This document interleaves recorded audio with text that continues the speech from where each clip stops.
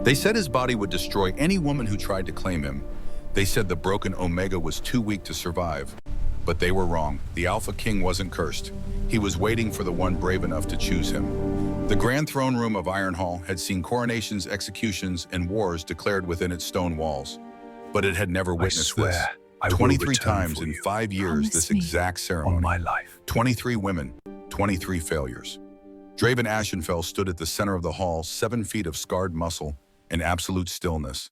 His massive frame cast shadows across the marble floor, where 600 witnesses packed the space, their whispers echoing off vaulted ceilings.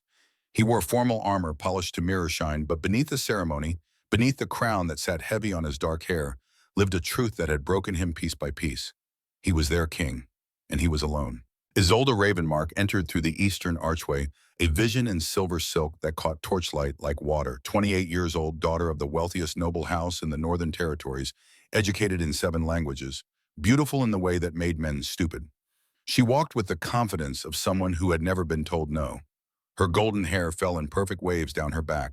Her smile was practiced, pleasant, empty. The high priest's voice boomed across the hall. "We gather to witness the royal bonding examination. Should Lady Isolde prove compatible, the union will proceed. Should she not, the search continues." Draven had stopped hoping at bride number 12. Now he simply endured. The examination chamber was connected to the throne room by a short corridor, private but not silent. Whatever happened there, the court would hear. They always heard.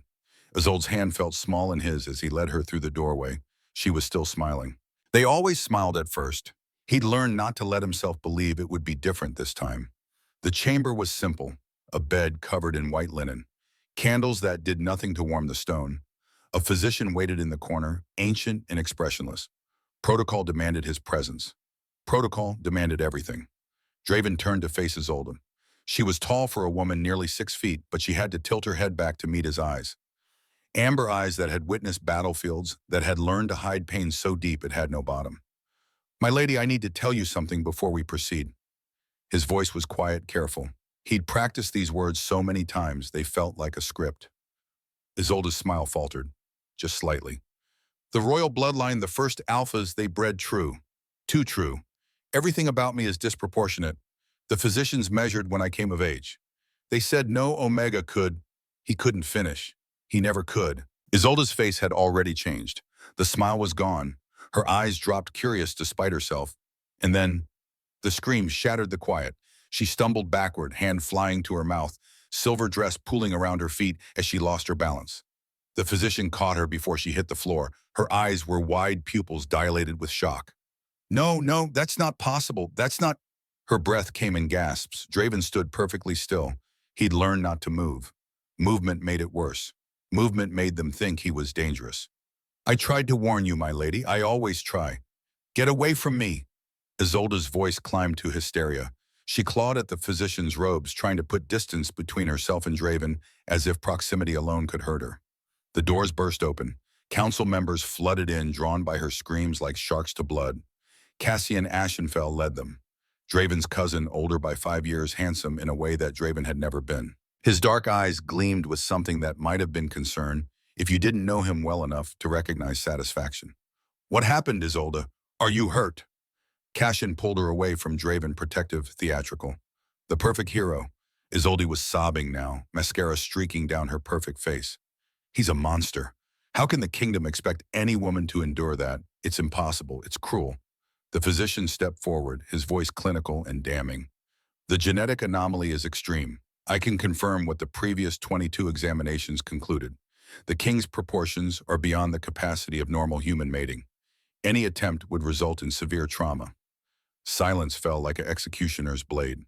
Draven closed his eyes, just for a moment. Just long enough to push the shame down deep where it lived festering. When he opened them again, the council had assembled. Thaddeus Ironborn, the royal advisor, looked ancient and exhausted. Ragnar Stormforge, the general, stared at the floor. 12 other faces, some sympathetic, some calculating, all witnessing his humiliation. Again. Cassian's voice rang out clear and authoritative. "This cannot continue. 23 attempts. 23 failures. The kingdom needs an heir. The throne needs stability. We must face the truth. King Draven is physically incapable of fulfilling his duty to produce royal offspring." Murmurs of agreement rippled through the council. Draven's jaw clenched. He'd heard variations of this speech before, but Cassian had never been this bold. I propose a vote. Should the king be deemed unfit to continue the royal line, the crown should pass to the Beta bloodline, for the good of Ironhall. Thaddeus's cane struck the floor with a sharp crack. You overstep, Cassian. This is not a matter for council vote. The king's personal challenges do not negate his right to rule. But the damage was done. The seed was planted. Isolde was escorted from the chamber still weeping. The council dispersed in clusters, whispering. Cassian lingered, his expression carefully neutral. Cousin, I speak only out of concern. Perhaps it's time to consider alternatives. Draven's voice came out low, controlled, lethal. Get out. Cassian smiled, just slightly. Then he left. The throne room emptied. 600 witnesses carried the story to every corner of the kingdom. By nightfall, everyone would know. Again. Draven stood alone in the examination chamber. 7 feet tall, stronger than any 10 men trained in combat since childhood, victor of the Northern Wars, protector of the realm. Completely, utterly powerless. He made his way through the castle's corridors, ignoring the servants who pressed themselves against walls to let him pass, ignoring the whispers that followed like ghosts. He climbed stairs meant for normal-sized men, his shoulders brushing stone on both sides. The East Wing was his prison. Beautiful, lonely, silent. His chambers were vast enough to accommodate his frame. A bed custom-built reinforced to hold his weight. Weapons mounted on walls. Maps of conquered territories. Everything a king should want. Nothing he needed. Draven moved to the window, looking out over Ironhall. The city sprawled below, thousands of lives continuing unaware, unconcerned. Smoke rose from chimneys. Market stalls closed for the evening. Somewhere people laughed. He pressed his forehead against the cold glass. 30 years old. 5 years searching for a mate. 23 rejections. The physicians said it was genetic. A mutation in the Alpha bloodline that had been dormant for generations activated in him. They used words like abnormal, excessive, incompatible. They measured and documented and concluded he was broken in a way that couldn't be fixed. Every woman who discovered the truth ran. Some screamed, some cried, some laughed as if he were a cosmic joke. Bride number 4 had fainted. Number 9 had vomited. Number 17 had looked at him with such disgust he'd nearly ended it all that night. Isolde had screamed the loudest. Draven's hands curled into fists against the window frame. The wood creaked under pressure. He'd learned to control his strength early, had to. A child with his power could kill someone by accident. So he'd spent his entire life holding back, measuring every movement, making himself smaller, quieter, less. It hadn't mattered. He was still too much. The irony wasn't lost on him. An AlphaKing, the most powerful man in the realm, feared and respected by enemies and allies alike, reduced to this. Alone. Unwanted. Told repeatedly that his body, the very thing that made him king, made him unlovable. Draven grabbed his cloak and left the castle through the servants' entrance. He couldn't breathe in there anymore.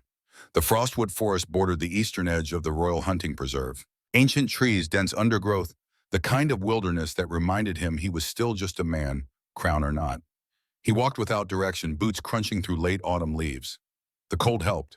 The silence helped. Out here, there was no one to recoil from him, no eyes full of pity or disgust. Just trees that didn't care about genetic anomalies or failed bonding ceremonies. He didn't know how long he walked. Hours, maybe. The sun dipped below the tree line, painting everything gold and crimson. That's when he heard the scream. Lyric Winters had learned 3 things in her 23 years. First, the world was cruel. Second, the strong devoured the weak.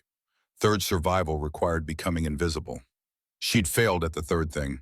The trafficking auction took place in a warehouse on the outskirts of the city, far from decent people and the law. Lyric stood on a platform with 12 other Omegas, all of them thin, all of them bruised, all of them trying not to cry down. Victor Cross circled them like a predator evaluating prey. 60 years old, wealthy from decades of buying and selling human beings protected by bribes and fear. He stopped in front of him. A Lyric grabbed her chin, forced her head up. This one's damaged goods. Look at those scars. His fingers pressed bruises into her jaw. Lyric kept her eyes down. Meeting his gaze meant punishment. Victor turned to the crowd of buyers. Defective merchandise. Started the bidding at 50 silver. 50, less than the cost of a decent horse. Lyric's stomach churned. A man in the back raised his hand. Lord Harwick. She'd heard the other Omegas whisper his name with terror. He bought slaves to work his mines where they died within months from exhaustion and cave-ins. 50 silver for the scarred one. Victor nodded. Sold. Just like that, her life traded for coins. They branded her that night. Harwick's mark burned into her left shoulder blade while she bit down on leather to keep from screaming. The smell of her own burning flesh made her vomit. They laughed. The transport happened 3 days later. Lyric and 6 other Omegas were chained together in a wagon heading north to the mines. She'd been planning her escape since the moment they'd shackled her. The wagon crossed a river at dusk. The driver was drunk. Lyric had stolen a nail days ago, hidden it in her mouth. While the wagon bounced over rough terrain, she worked the nail into her shackles lock. Her wrist bled from the effort. The lock clicked open. She waited until they reached the forest road, waited until the driver looked away. Then she rolled off the wagon's back, hit the ground hard, and ran. Shouts erupted behind her. The driver's whip cracked. Lyric didn't look back. She ran into the frostwood branches, tearing at her face roots, trying to trip her lungs burning. She ran until the voices faded. She ran until she couldn't hear anything but her own heartbeat. She ran until her legs gave out and she collapsed against the tree, gasping.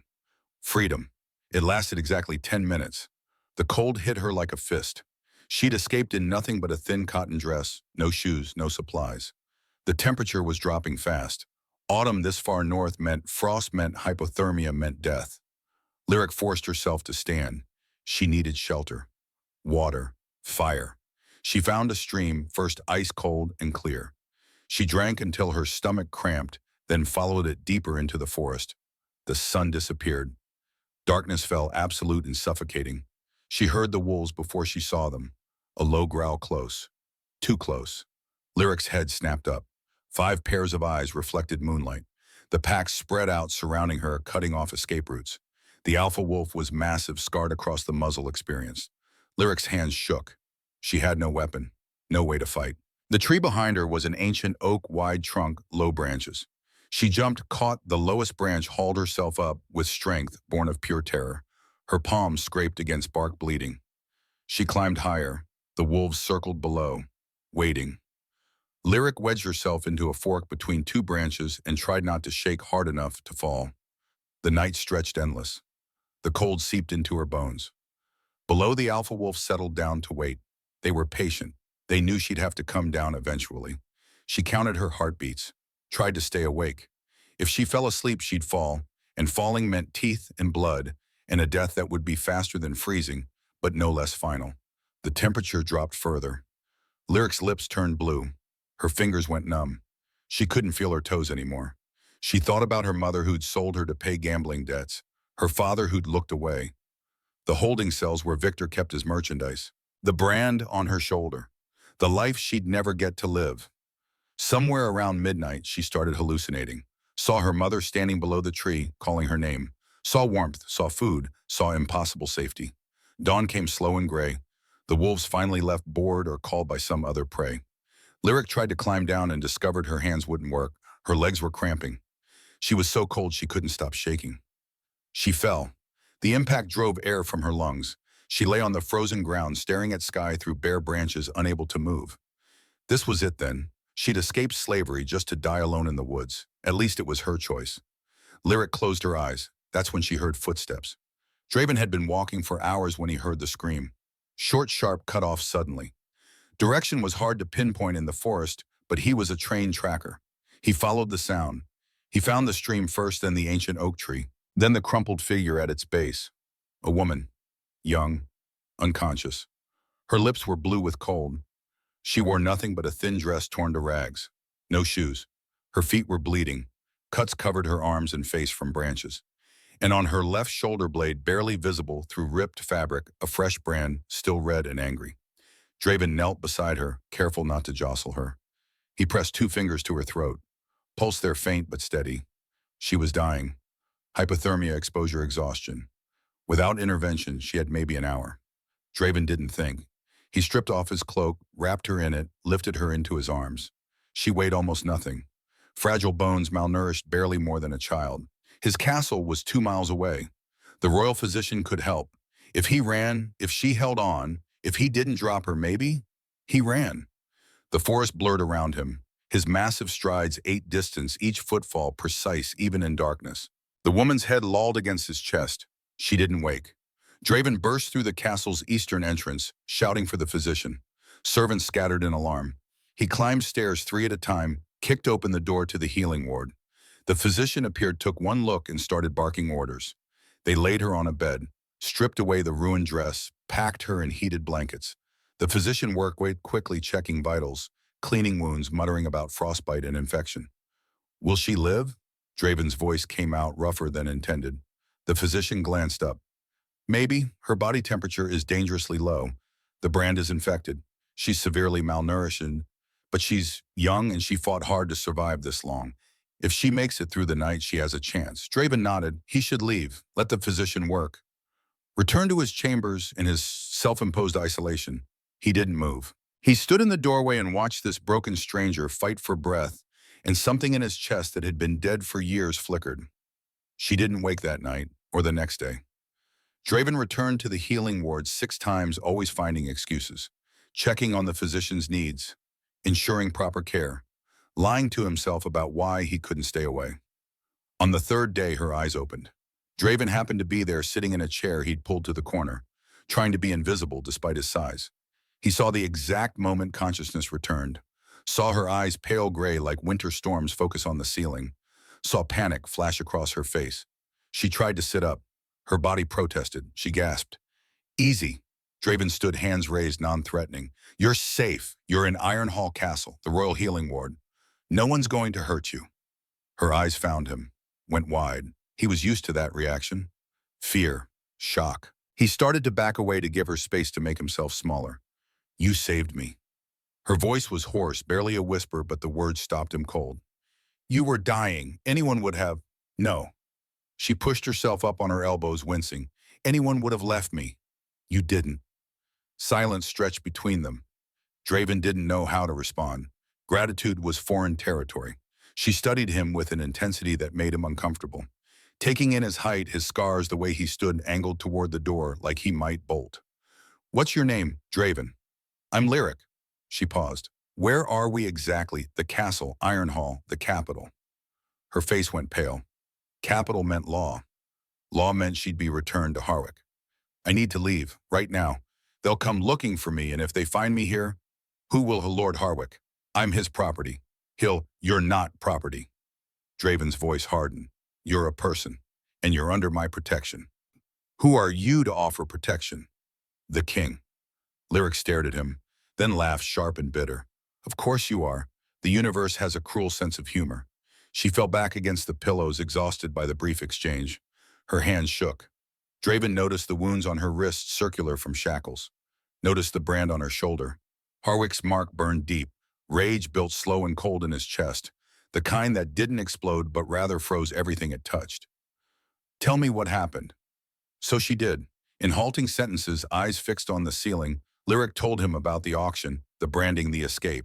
She told him about the river and the wagon and running until her lungs bled, about the wolves and the tree and accepting death. Draven listened without interrupting. When she finished, her eyes were wet but no tears fell. He recognized that kind of strength, the kind that refused to break in front of witnesses. Harwick will be dealt with, he said quietly. Victor Cross's operation will be shut down. You're free. Why? Lyric's eyes cut to him, searching. Why do you care what happens to some Omega slave? Because I know what it's like to be treated as less than human, he thought. Because your worth was measured and found wanting by people who never bothered to see you. But he couldn't say that. So instead, because it's the right thing to do. She studied him for a long moment, then nodded. Thank you. The physician returned, shooed Draven out, insisted Lyric needed rest. Draven left, but he came back the next day, and the day after, always finding excuses, always staying longer than necessary. Lyric healed slowly. The frostbite faded, the cuts closed, the infection in her brand responded to treatment. Color returned to her face. She started eating more than broth. And they talked, small things at first, safe topics, the weather, the castle's history, books she'd never learned to read, then deeper. Her childhood before her parents sold her, his isolation after the rejections, her years in Victor's cells, his impossible search for a mate. A week after she woke, Lyric asked the question, why can't you find someone? They were in the healing ward's small library. Draven had been reading to her a history of the Northern Territories. He set the book down. It's complicated.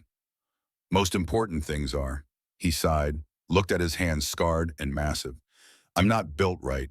The royal bloodline, the alpha genetics, something went wrong. My body is disproportionate. The physicians say no Omega could safely bond with me. 23 women have tried. All of them failed. Lyric frowned. Failed how? They couldn't endure the physical reality of me. Some screamed, some ran, some laughed. His voice went flat. All of them made it clear I was a monster. Silence. Then Lyric said something that shattered him. Did any of them try? Draven's head snapped up. What? Did any of them actually try, or did they just look and decide you were too much without giving you a chance?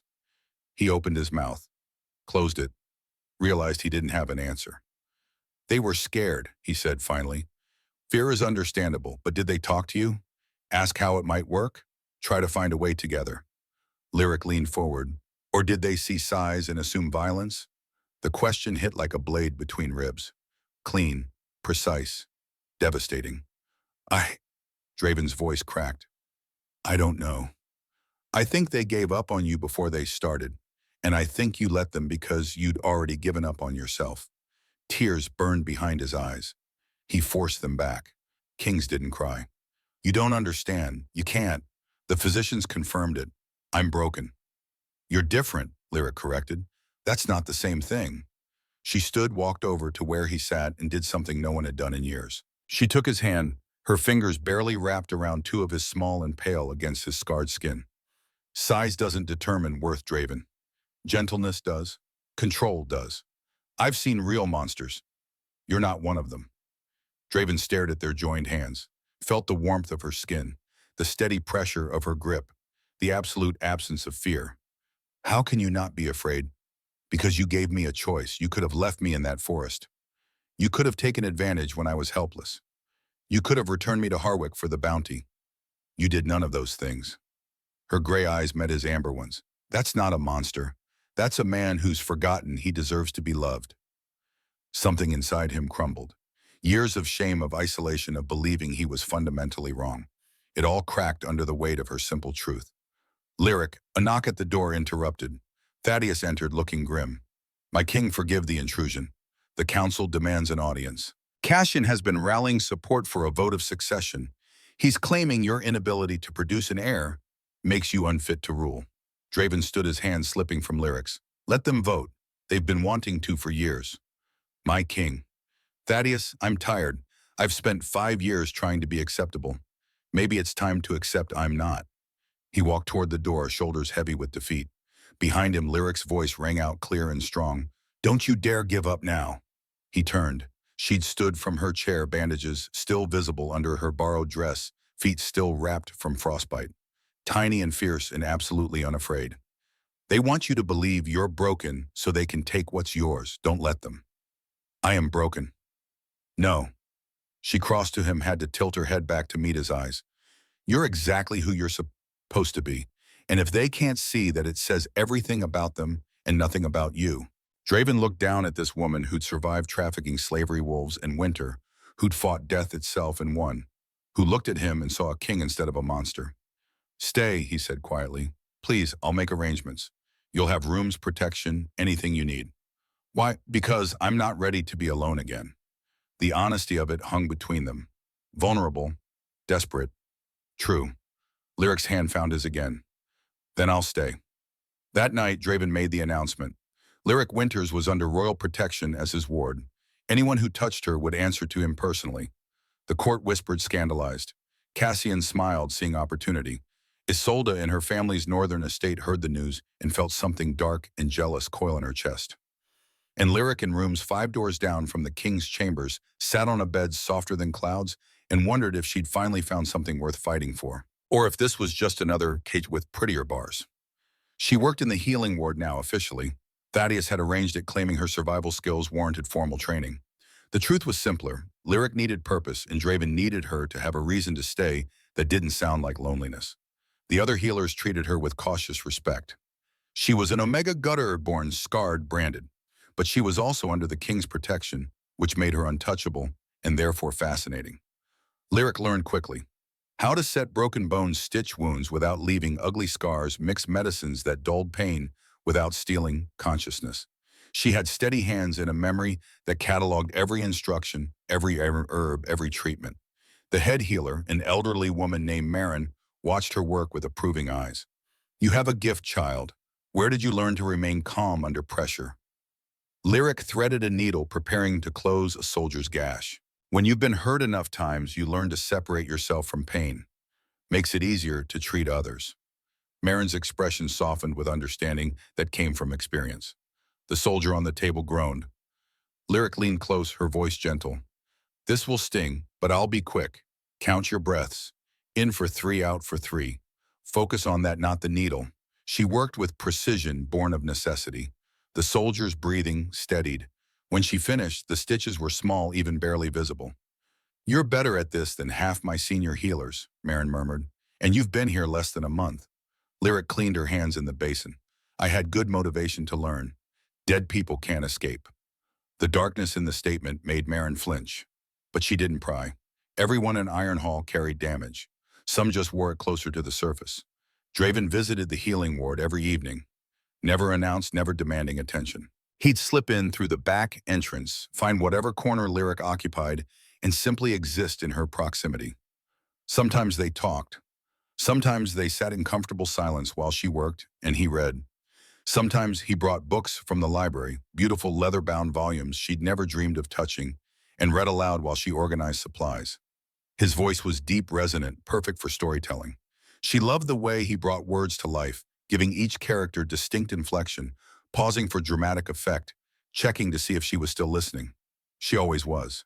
Tonight he read from a collection of ancient poetry, love poems mostly, written by alphas for their mates, full of flowery language about eternal devotion and souls recognizing each other across lifetimes. Lyric listened while grinding herbs into powder, the mortar and pestle's rhythm matching the cadence of his reading. Do you believe in that? She asked during a pause. Fated mate souls designed for each other. Draven closed the book carefully. I used to, when I was younger before the rejection started. I thought if I waited long enough, searched hard enough, I'd find someone who fit. He smiled bitter and tired. Then I realized I'm the piece that doesn't fit anywhere.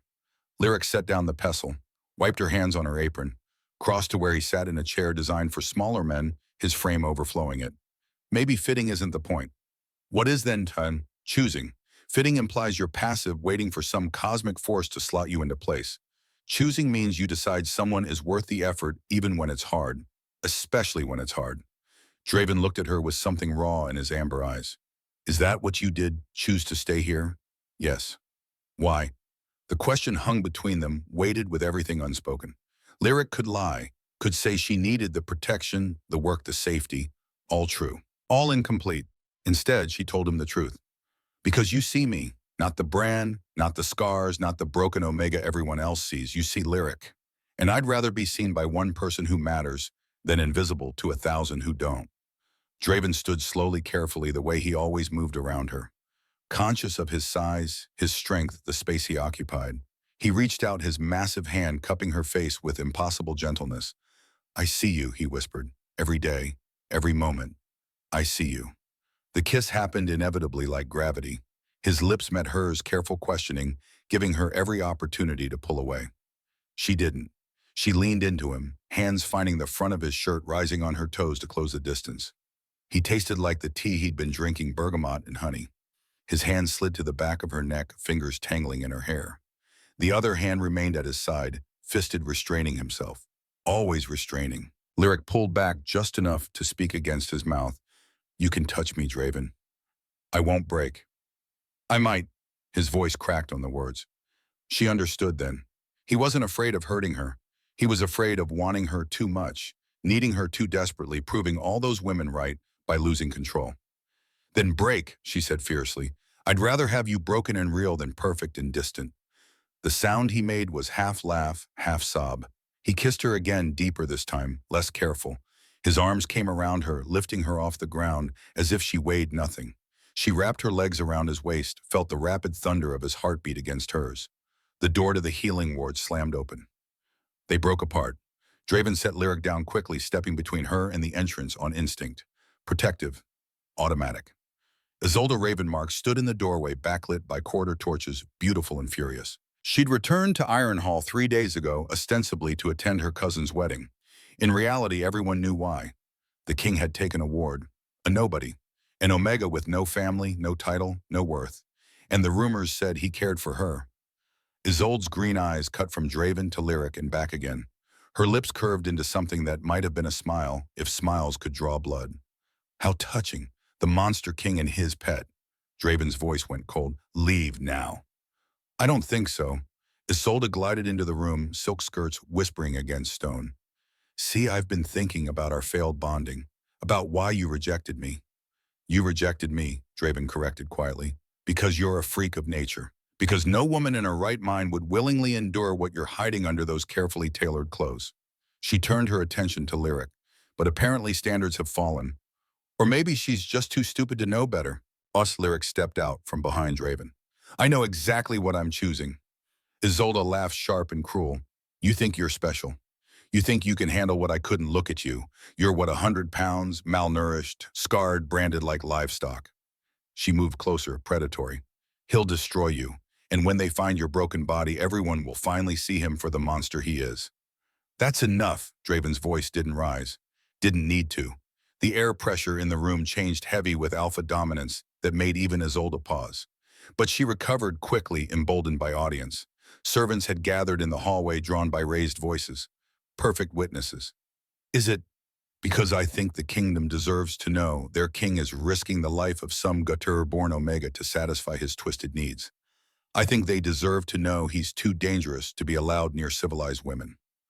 Lyric felt Draven tense beside her, felt him preparing to back down to accept the accusation to prove Isolde right by retreating. She spoke before he could. You're pathetic. Isolde's head snapped toward her. Excuse me. You heard me. Lyric's voice stayed level cold. You're a coward who ran instead of trying, and now you can't stand that someone else had the courage you lacked. So you dress up your fear as concern and your jealousy as righteousness. Red flooded Isolde's perfect face. How dare you? I dare because I have nothing left to lose. You're terrified of losing face, losing status, losing the fiction that you're somehow superior. Lyric stepped closer, unafraid. Draven isn't the monster in this room. You are. At least he's honest about what he is. Silence fell like a hammer. Isolde's hand moved fast, aiming for Lyric's face. The slap never connected. Draven caught her wrist mid-swing, his grip iron, but controlled. Touch her again, he said quietly, and you will answer to me. Not as your king, as the man who has reached the absolute limit of his patience. He released her wrist. Isolde stumbled back, cradling her arm, even though he hadn't heard her. This isn't over. She fled, audience scattering before her like startled birds. Draven turned to Lyric, hands hovering near her shoulders, checking for damage. Are you hurt? Did she? I'm fine. Lyric cut out his hands, held them. Better than fine. That felt amazing. A laugh burst from Draven, surprised and genuine. You're insane. Probably, but you're insane. The possessive sent warmth through his chest that had nothing to do with arousal and everything to do with belonging. Mine, he agreed softly. Then, is that okay for me to call Q that? Lyric pulled him down until their foreheads touched. Draven, I've been a possession my entire life. Owned by parents, by traffickers, by masters. But this, choosing to be yours while you choose to be mine, that's not ownership. That's partnership. He kissed her again, slow and thorough, uncaring that servants might still be watching. Let them. Let the whole kingdom see. This woman had defended him when no one else would, had seen his worth when everyone else saw only his abnormality. If loving her made him weak, then he'd embrace weakness. They didn't know they were being watched. Didn't know Cassian stood in the shadows of an adjacent corridor taking note of everything. Didn't see the cold calculation in his eyes as he turned and walked away, plans already forming. The library became their sanctuary. Draven taught Lyric to read properly, his patience infinite, his pride in her progress obvious. She learned fast, driven by hunger for knowledge that had been denied her entire life. They spent hours surrounded by books, his deep voice explaining words she didn't recognize, her quick mind connecting concepts faster than he expected. Sometimes she'd read aloud to him, stumbling over complicated phrases, and he'd correct her gently, never making her feel stupid. You're better at this than half the nobles who've had tutors since childhood, he said one evening, watching her work through a complex historical text. They had the luxury of learning slowly. I need to learn fast. Why? She looked up from the page. Because knowledge is power, and power means I'll never be property again. Reading means I can understand contracts, laws, rights. No one can trick me if I can read what I'm signing. The determination in her voice made his chest ache. She'd survived hell and emerged focused on protecting herself from future hells. He wanted to promise she'd never need those protections, that he'd keep her safe forever. He said nothing. Promises meant nothing. Action did. 2 weeks after the confrontation with Isolde, Lyric got lost in the old wing. She'd been searching for the East Library following Marin's directions to find a specific medical text. But the old wing was a maze of corridors that hadn't been properly maintained in decades, and she took a wrong turn somewhere between the third and fourth floor. The hallways here were darker torches spaced farther apart. Tapestries hung moth-eaten and faded. The air smelled of dust and secrets. Lyric heard voices and moved toward them, hoping to ask directions. The voices came from behind a door slightly ajar, firelight flickering through the gap. She recognized Cassian's voice first. Smooth, cultured, the kind of voice that made lies sound like truth. The feast is in 6 days. Everything is arranged. And you're certain the poison will work as described, Isolde, her voice higher, nervous. Lyric froze, pressed herself against the wall beside the door, barely breathing. Nightshade serum doesn't just kill, Cassian explained patiently, as if teaching a child. It triggers uncontrollable alpha rage. The subject becomes a mindless beast attacking anything nearby, especially the person they're closest to emotionally. So Draven will kill the Omega. Violently, publicly, in front of witnesses. A pause, then Isolde's voice colder now, and the kingdom will demand his execution. They'll beg for it. After they see what he's done to that girl, they will finally understand he's too dangerous to live. The council will have no choice but to declare him unfit. The Beta bloodline, my bloodline, will take the throne to restore order. Lyric's heart hammered so hard she was certain they'd hear it. She needed to move to run to tell someone, but her legs wouldn't cooperate. What about the girl? Isolde asked. She won't survive, obviously, but what if someone questions how she died? No one will. They'll be too horrified by what Draven became. A monster finally revealing his true nature. Poetic, really. Cassian's voice dripped satisfaction. I've been planning this for 5 years, Isolde. Every rejection you orchestrated, every bride I ensured would fail. All leading to this. Draven isolated, desperate, vulnerable. The Omega was an unexpected gift. He cares for her. That makes the betrayal perfect. You orchestrated the rejections. Not all of them. Some women genuinely couldn't handle his proportions. But brides 17, 18, and 19, they were going to try despite the warnings. I couldn't allow that. A successful bonding would have secured Draven's throne forever. Horror crashed over Lyric like ice water. You killed them. Isolde's voice trembled. Necessary casualties. They died quickly. Accidents that couldn't be traced to me. And each death reinforced Draven's belief that he was cursed, unlovable, broken. Cassian laughed, soft and vicious. I've been destroying my cousin piece by piece for half a decade. This is just the final blow. Lyric's hand flew to her mouth, smothering her gasp. She backed away from the door, careful, silent. 1 step, 2, 3. Her foot hit a loose stone. The scraping sound echoed. The voices inside stopped. What was that? Lyric ran. She fled through the old wing's corridors, taking turns at random, lost and panicking. Behind her footsteps, Cassian's voice calling for guards. She couldn't let them catch her, couldn't let them know she'd heard. She burst into a main corridor, nearly colliding with Thaddeus. The old advisor caught her shoulder, steadied her. Child, what's wrong? I need to see Draven. Now, it's urgent.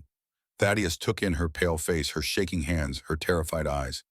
He's at the northern border. Reports of raids. He left 2 hours ago with Ragnar and 50 soldiers. No. When will he return? Tomorrow evening, in time for the victory feast celebrating the resolved conflict. Tomorrow evening, the feast, the poison. Lyric's mind raced. She grabbed Thaddeus's arm. We need to send a message. He's in danger. Cassian and Isolde are planning. Slow down. Tell me everything. She did. Every word she'd heard, every terrible detail. Thaddeus's face grew graver with each sentence. When she finished, he was silent for a long moment. These are serious accusations. Do you have proof? My word. Against a royal cousin and a noble lady. Lyric, I believe you, but the council won't. not without evidence. Then we find evidence. We search Cassian's rooms. We can't, not without cause, not without alerting him that we know. Thaddeus's mind worked quickly, decades of political experience sorting options. We send a message to Draven. Warn him not to drink anything at the feast. We'll station guards. Cassian has bribed the messengers. I heard him say it. Every rider, every carrier pigeon. He's covered every route. Thaddeus closed his eyes briefly. Then there's only one option. Lyric already knew. I have to go.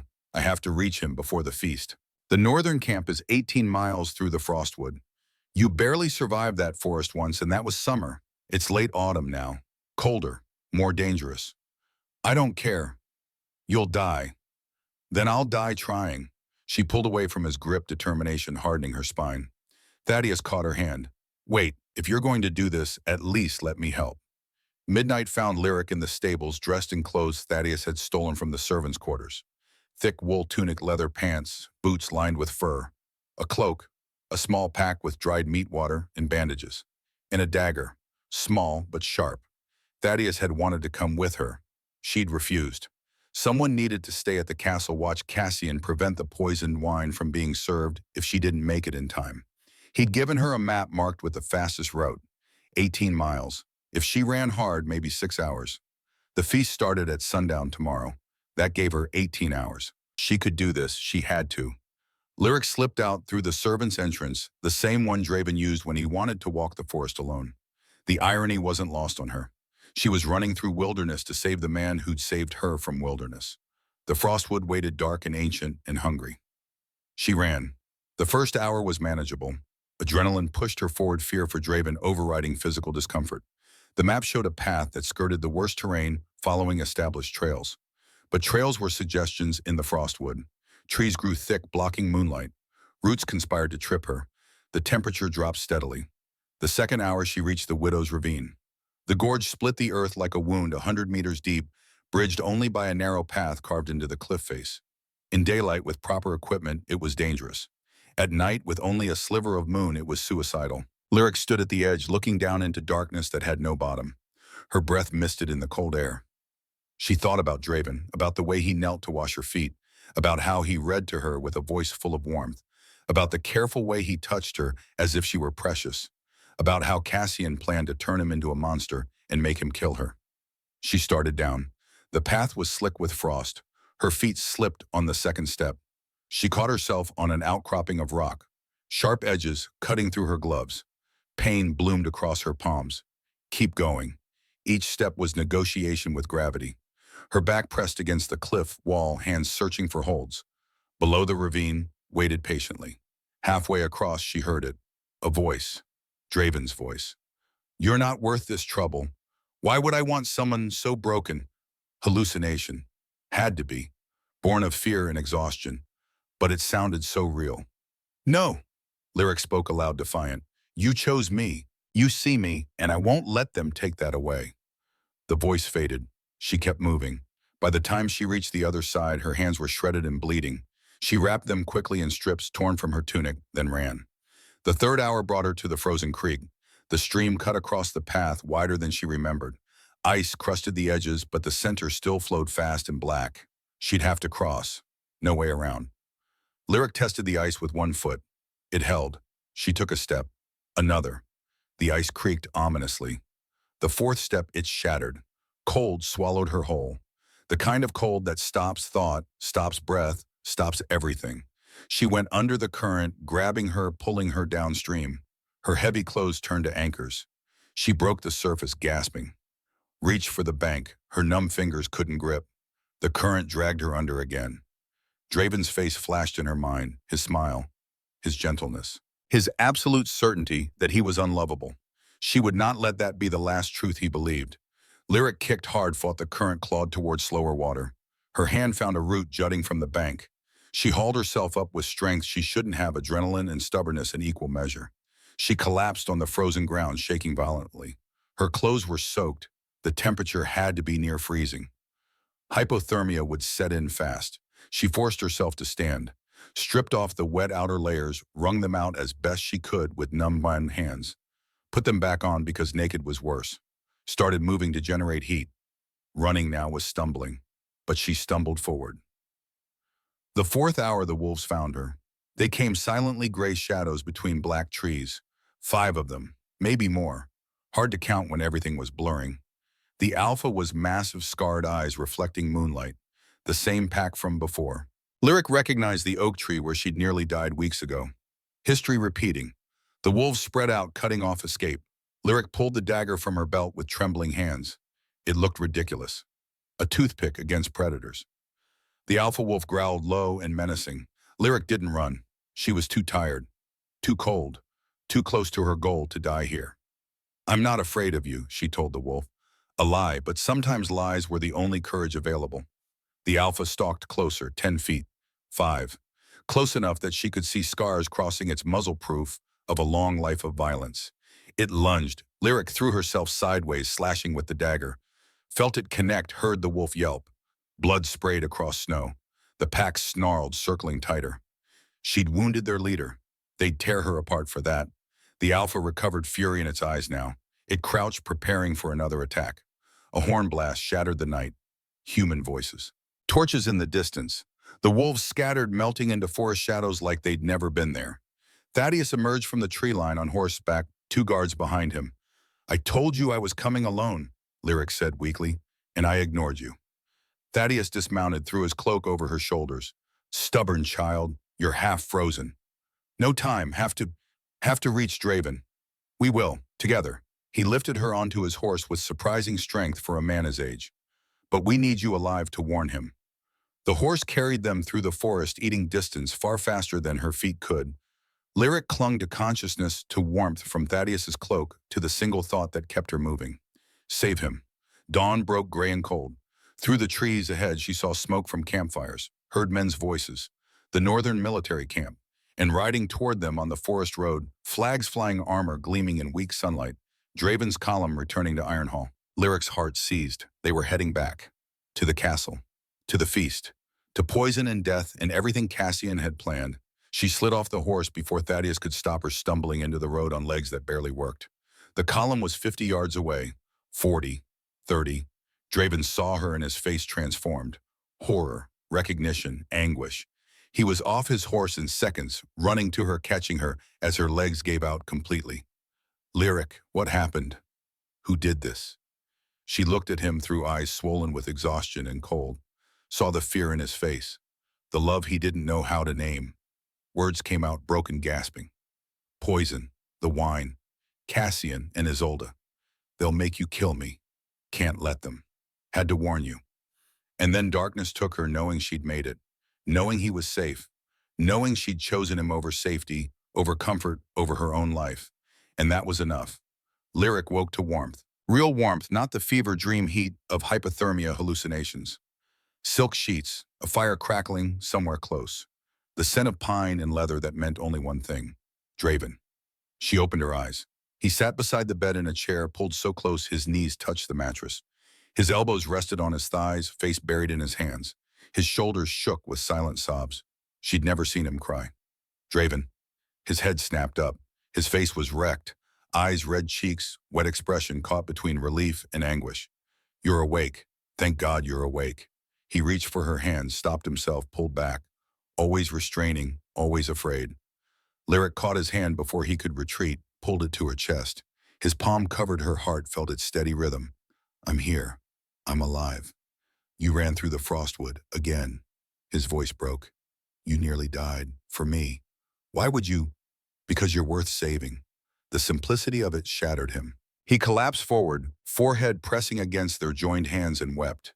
Great heaving sobs that came from somewhere deep and ancient, a grief finally allowed to surface. Lyric stroked his hair with her free hand, let him break, let him feel everything he'd been holding back for 30 years. "I'm not worth this," he choked out. "I'm broken. I'm wrong. Everyone knows it. Everyone is wrong." She said it with such absolute conviction that he looked up, desperate to believe. "You don't understand what they're planning. The poison it would have made me." "I know, I heard everything." She told him then every detail from the wine cellar conversation.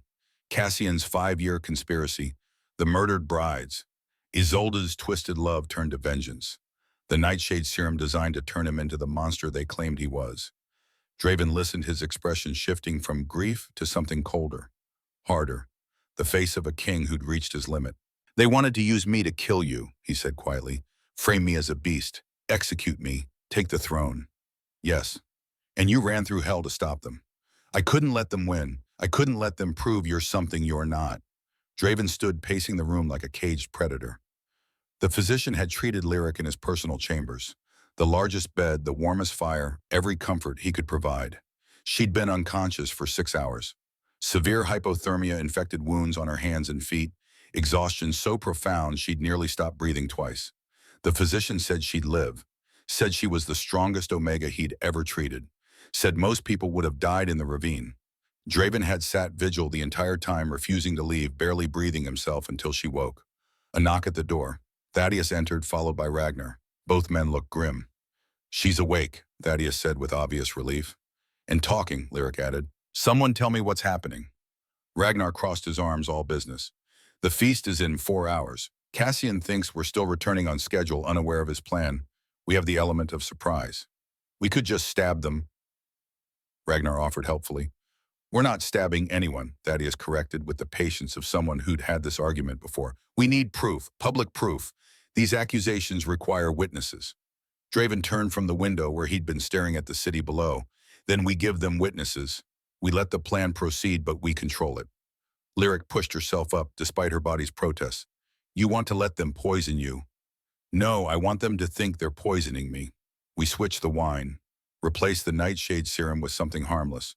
Plant loyal guards throughout the hall. His strategic mind clicked through details, years of military training applied to court politics. Cassian will toast. I'll raise the cup. The entire court will hold their breath. And then, Lyric asked. Draven's smile was sharp enough to cut. Then I throw the wine in his face and watch him realize he's lost.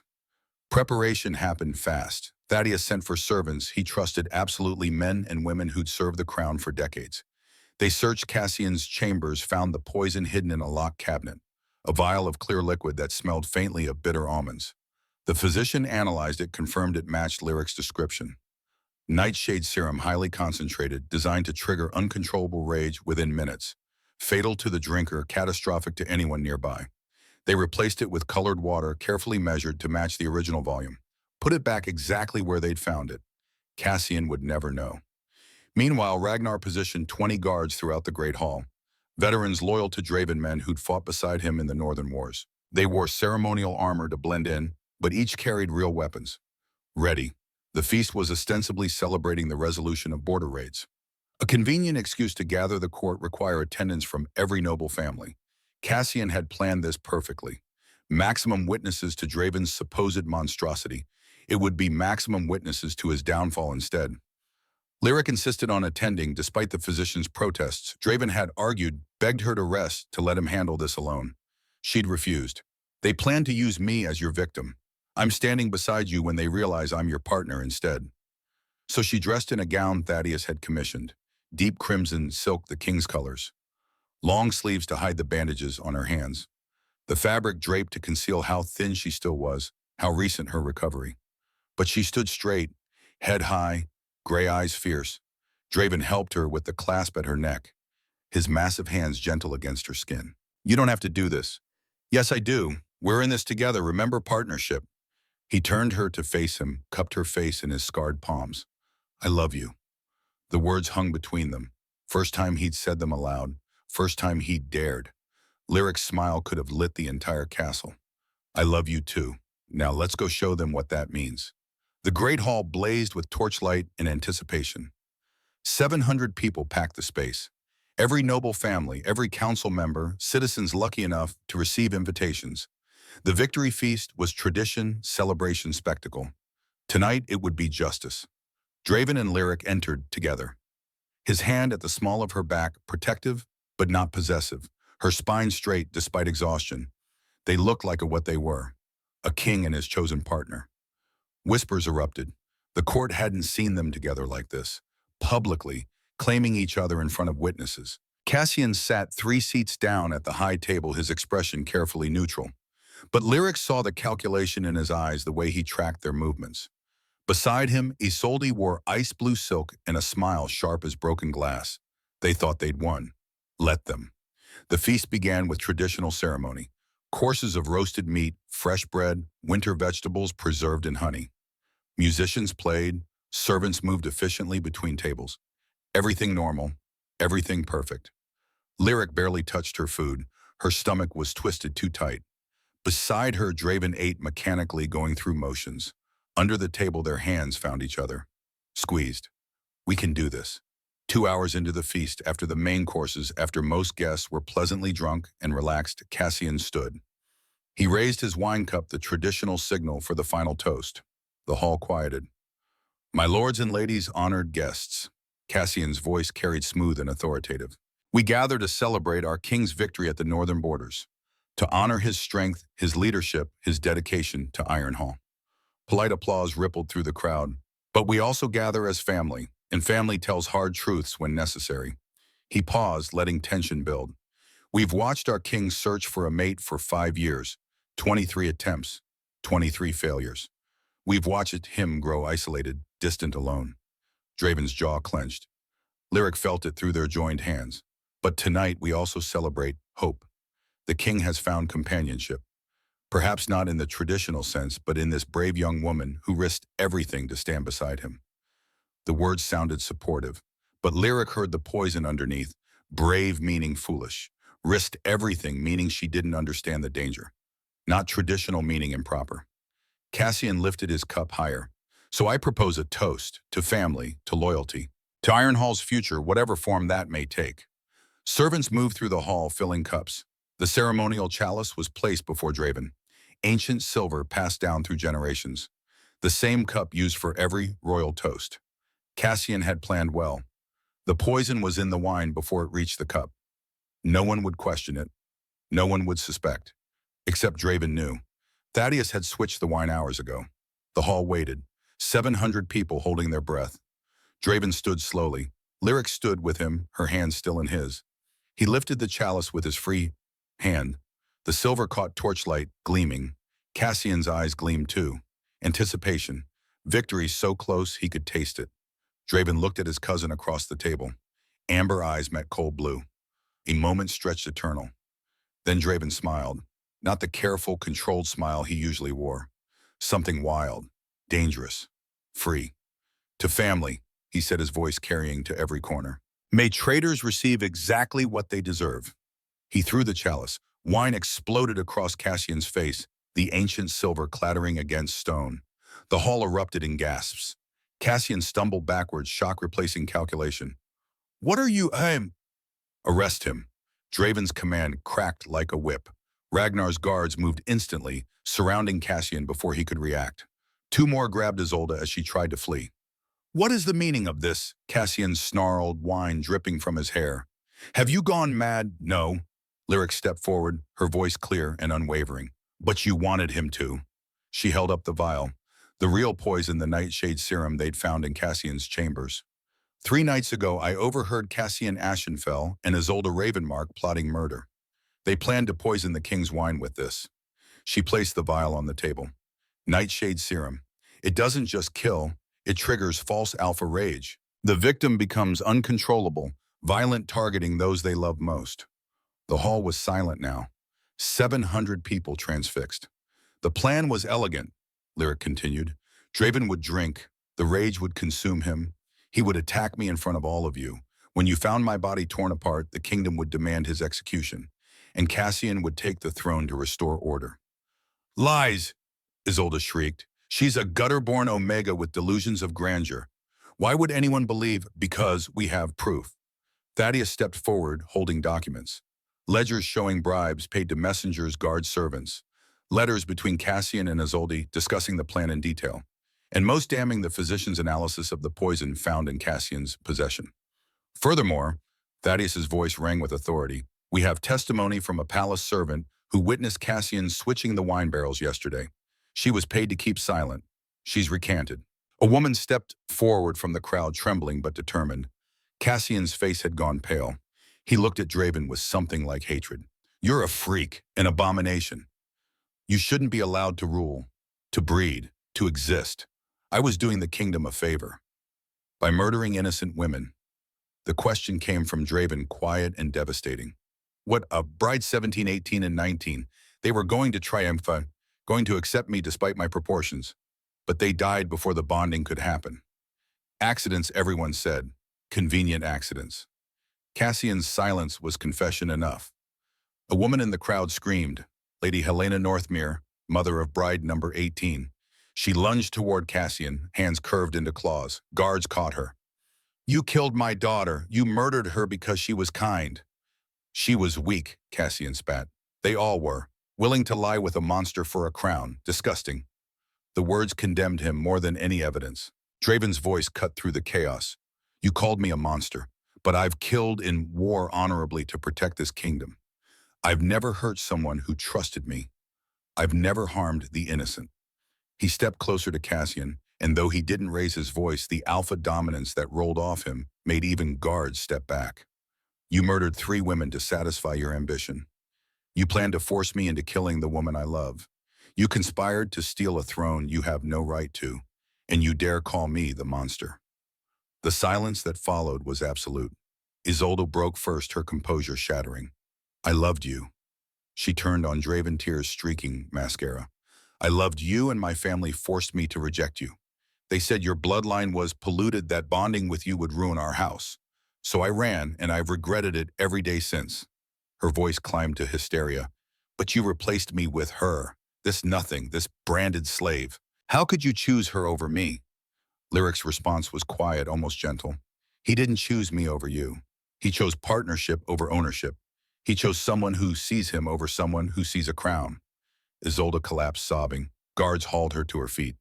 Draven turned to address the hall. Cassian Ashenfell, you are guilty of conspiracy to commit murder, treason against the crown, and the deaths of 3 innocent women. I hereby strip you of all titles and lands. You will be exiled to the frozen territories beyond the northern border. If you return, the sentence is death. And for Lady Isolde Ravenmark, Thaddeus added consulting documents, conspiracy to commit murder, attempted regicide, 20 years imprisonment, all property confiscated. The guards dragged them away. Cassian fought, screaming about injustice. Isolde went limp, broken. The hall remained silent until the doors closed. Then applause erupted. Not polite ceremonial clapping, real approval. Relief, justice witnessed and delivered. Draven stood in the center of it, looking overwhelmed. Lyric took his hand, anchored him. You did it, she whispered. You proved you're not what they said. We did it. You ran through hell to save me. I just finished what you started. The aftermath took days. Formal trials witnessed testimonies, legal proceedings that turned conspiracy into fact. Cassian was exiled within the week, sent north with nothing but the clothes on his back. Isolde was imprisoned in the southern fortress where she'd live out her sentence in isolation. The servant who'd witnessed Cassian switching the wine was pardoned and rewarded. Lady Helena received justice for her murdered daughter. The families of brides 18 and 19 received formal apologies and compensation. And slowly, carefully, the kingdom began to see their king differently. Not as a cursed monster, but as a man who'd been systematically destroyed by someone he trusted. A man who'd endured 23 rejections and still found the strength to love again. A man who'd shown restraint and discipline when he had every right to rage. 3 weeks after the feast, Draven made an announcement. The coronation would happen in 1 month. Not his coronation, he was already king. Lyrics, she would be his queen. Publicly, officially, forever. The court had opinions. Some negative, some positive, roll loud. Thaddeus silenced them with a simple statement. The king has chosen, and after everything, if you still question his judgment, you question your own ability to recognize worth when it stands before you. Lyric spent the month in a haze of preparation. Dresses fitted protocols, learned etiquette, mastered. She met with council members, noble families, merchants, guilds. Proved she was more than a rescued Omega. She was smart, strategic, compassionate. She understood logistics from years of survival. She knew medicine from the healing ward. She spoke to common people without condescension because she'd been one of them. And she loved their king with a fierceness that reminded everyone what loyalty looked like. The night before the coronation, Draven found her in the library, their sanctuary, where he'd taught her to read, where they'd fallen in love, surrounded by words and quiet. Are you nervous? He asked, settling into the chair beside hers. Terrified. We can still stop this. If it's too much, if you want a different life. Draven. She closed her book, turned to face him. I've been property slave victim. I've been nothing and no one. Tomorrow I become a queen, not because I was born to it, but because I chose it. Because you chose me. That's not too much. That's everything. He pulled her into his lap, careful as always of his strength. She curled against his chest, fitting perfectly despite the size difference. I don't deserve you, he murmured into her hair. Stop saying that. You deserve everything. They sat in comfortable silence, listening to the fire crackle, the distant sounds of the castle settling for the night. Tomorrow would be pageantry and ceremony.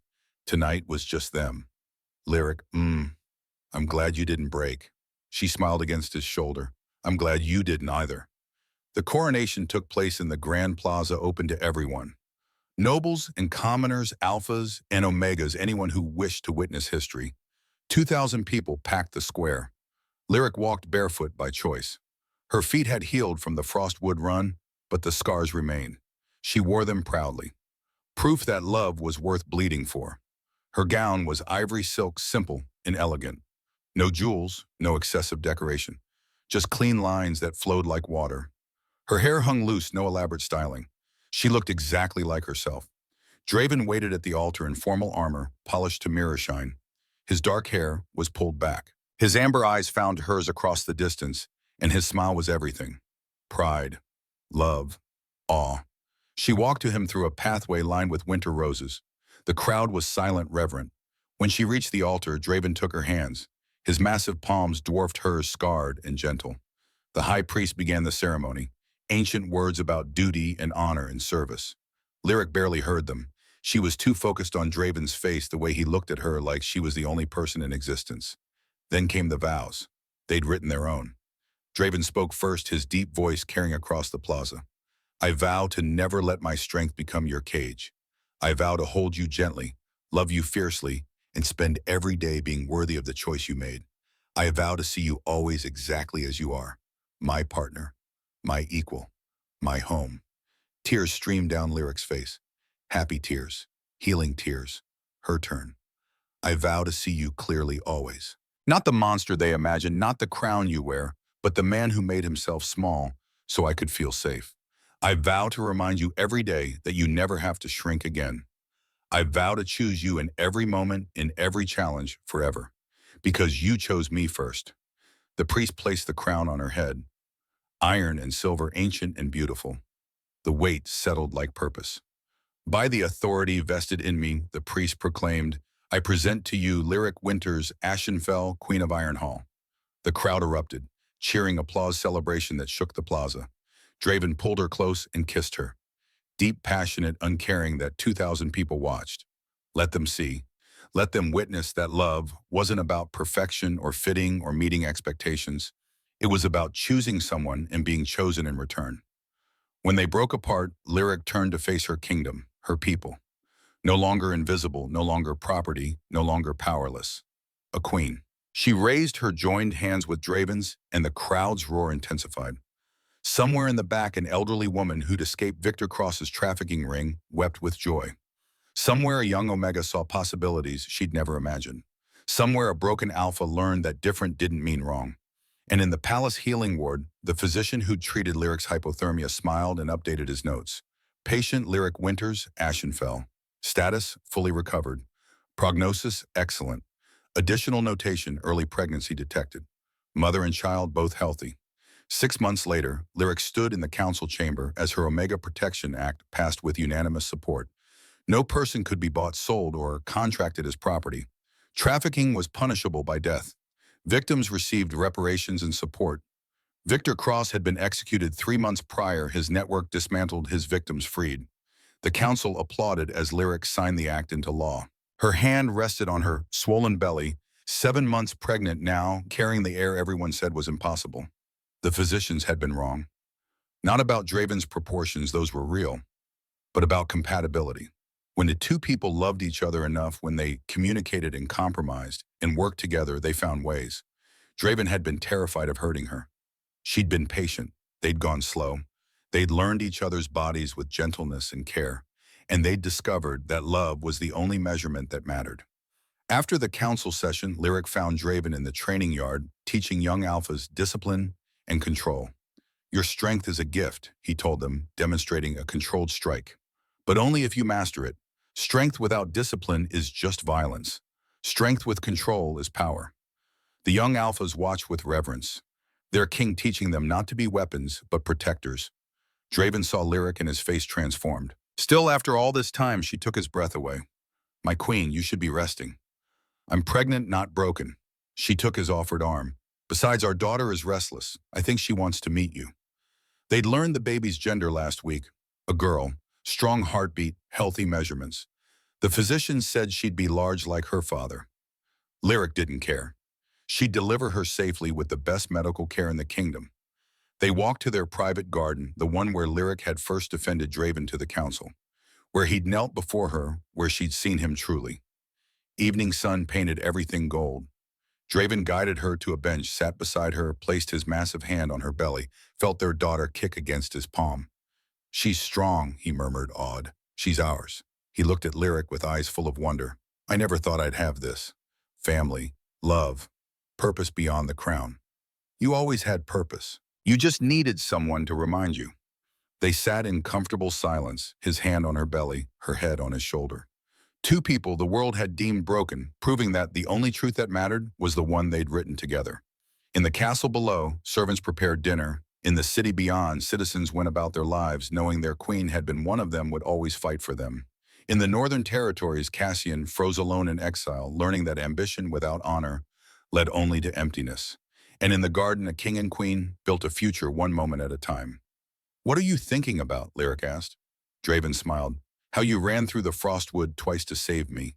How you stood before the court and defended me. How you chose me when everyone said I was unchosen. And I'm thinking that I'm the luckiest man alive. Lyric laughed bright and free. Good, don't forget it. Their daughter kicked again, strong and insistent. Draven leaned down, spoke to Lyric's belly. Your mother is the bravest person I know. She taught me that being different doesn't mean being wrong. That size doesn't determine worth. That love isn't about finding someone perfect. It's about finding someone perfect for you. Tears slipped down Lyric's cheeks. Tell her about strength. True strength. Draven continued, his voice gentle. Isn't the absence of power, it's the choice to control it, to protect instead of harm, to build instead of destroy. That's what makes someone strong. Lyric kissed him soft and sweet, tasting future and promise and forever. I love you, she whispered. I love you, both of you, always. As the sun set over Ironhall, painting the sky in shades of crimson and gold, the kingdom settled into peace. Not perfect peace, there would always be challenges, conflicts, change. But peace built on truth and justice, and the radical idea that everyone deserved to be chosen. And in the garden, a family prepared to welcome new life into a world they'd fought to make better. Together. 1 year later, Queen Lyric walked into the grand hall carrying her daughter, Princess Raven Ashenfell, 10 months old, already showing signs of her father's size and her mother's steel. She had Lyric's gray eyes and Draven's dark hair, and she was loved absolutely. A messenger approached, bowing. Your Majesty, another one. Another Omega seeking sanctuary, the 5th this month. Word had spread across the kingdom and beyond. Ironhall was safe.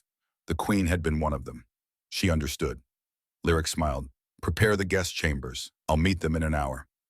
Draven appeared from a council session, saw his wife and daughter, and everything else ceased to matter. He crossed to them, kissed Lyric's forehead, took Raven into his arms. Hello, little one. Did you miss me? Raven grabbed his nose, giggling. He pretended to be mortally wounded, making her laugh harder. Lyric watched them, heart so full it ached. This man they'd called a monster was the gentlest father alive. This king they'd said was broken had built a kingdom on compassion. And she, the Omega, branded as property, stood as their queen, and proved that worth wasn't measured in status or perfection. It was measured in choice, in courage, in love.